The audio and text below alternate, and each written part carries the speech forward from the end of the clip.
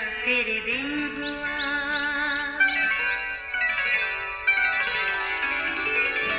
नया फिर दिन हुआ, पुरानी रात का करे सो शुक्र हम खुदा की जात का, खुदा की जात का नया फिर दिन हुआ। आज की आयत। आए इंसान, उसने तुझ पर नेकी जाहिर कर दी है। खुदावंद तुझसे इसके सिवा क्या चाहता है कि तू इंसाफ करे और रहम दिली को अजीज रखे और मेरे हुजूर फरोतनी से चले।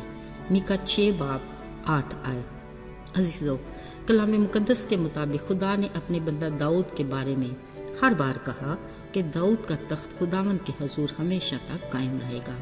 फिर जब खुदा का ठहराया हुआ वक्त आन पहुंचा तो दाऊद का बेटा सुलेमान अपने बाप दाऊद के तख्त पर बैठा। उसने खुदा के हुजूर शुक्राने अदा किए, सोख्ती कुर्बानियाँ गुजरानी और सलामती की कुर्बानियाँ चढ़ाईं और खुदा के हुजूर मिन्नत की कि मुझे फ़कत बड़ी कौम के इंसाफ के लिए, समझने वाला दिल और बुरे भले के इम्तियाज़ के लिए हिकमत और फहम अता कर। खुदा ने ना सिर्फ उसकी दुआ के मुताबिक उसे दिया बल्कि कसरत से वो सब कुछ भी दिया जिसका उसे गुमान भी नहीं था। सो सुलेमान बड़ी शान और शौकत से पूरे जाओ जलाल के साथ अपने बाप दाऊद के तख्त पर बैठा और नहायत हिकमत और दानिश से बादशाही के अमूर को सरअंजाम देने लगा। उसकी बादशाहत के दौर में उसके आसपास अमन और सुकून था। पर एक दिन अजीब वाक़या पेश आया। हुआ ये कि उसके दरबार में 2 औरतें हाजिर हुईं जो एक जिंदा बच्चे की माँ होने का दावा कर रही थीं। दोनों ही माँ की ममता की ऐसी दिलखराश दुहाई दे रही थी कि हर देखने सुनने वाला सच झूठ में तमीज करने से कासिर था। इस मुकदमे की नौयत ही ऐसी थी कि गलती की रत्ती भर भी गुंजाइश नहीं थी। एक ने कहा, ये मेरा बेटा है। दूसरी ने कहा, नहीं, ये मेरा बेटा है, उसने मुझसे धोखा किया है और रात के किसी पहर मुर्दा बच्चा मेरी गोद में डाल दिया। ये बहस और तकरार काफी देर तक जारी रही, जिसके बाद सारा माहौल अजीब उलझन का शिकार रहा और गुजरते हर पल के साथ सूरत हाल मजीद परेशान कुन होती रही। वहाँ मौजूद हर कोई मुनसिफ की तरफ नजरें जुमाए और कान लगाए मुंतजिर था, मगर सुलेमान बादशाह बड़े सब्र से दोनों औरतों की बातें सुन रहा था।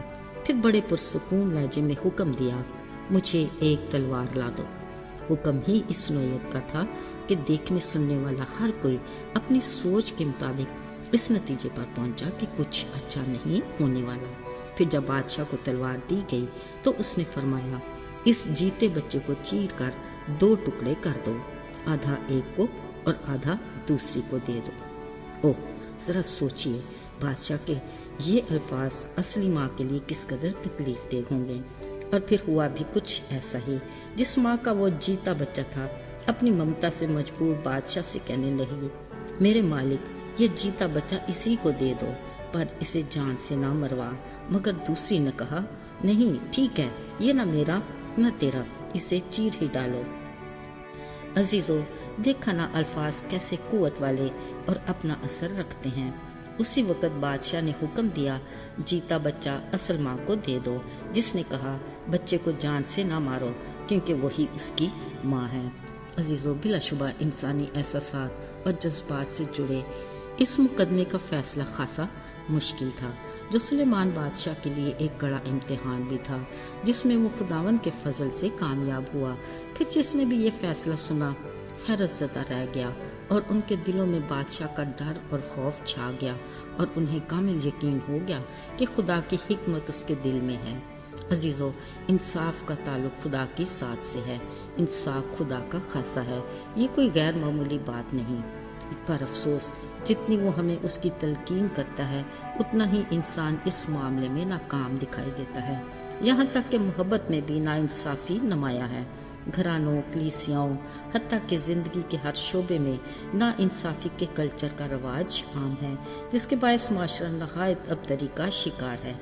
नाइंसाफ़ी की वजह से इंसानी फितरत में बदी की खौफनाक सूरतें जन्म लेती हैं, जो खल्क़ खुदा की तबाही और गुमराही का बायस हैं। याद रहे, ज़मीन पर बदी बढ़ जाए تو یہ گویا خدا کے غضب کو موقع دینے کا علام ہے۔ اس لیے وہ اپنے کلام کے ذریعے ہمیں آگاہ کرتا ہے کہ اے انسان، اس کے سوا اور تم سے کیا چاہوں گا کہ تو انصاف کرے، دوسرے کے ساتھ رحم دلی سے پیش آئے اور میرے حضور فروتنی سے چلے۔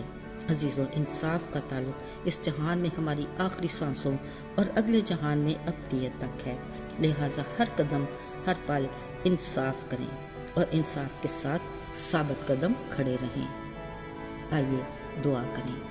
اے رحیم و مہربان خدا، تو جو آج اور کل ابد تک یکساں خدا ہے، تو اپنے وعدوں میں سچا ہے۔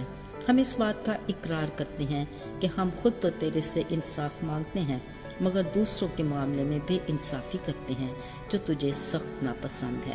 ہماری کمزوری کو دور کر اور ہمیں انصاف پسند دل عطا فرما، تاکہ ہم تیری نگاہ میں مقبول ہوں۔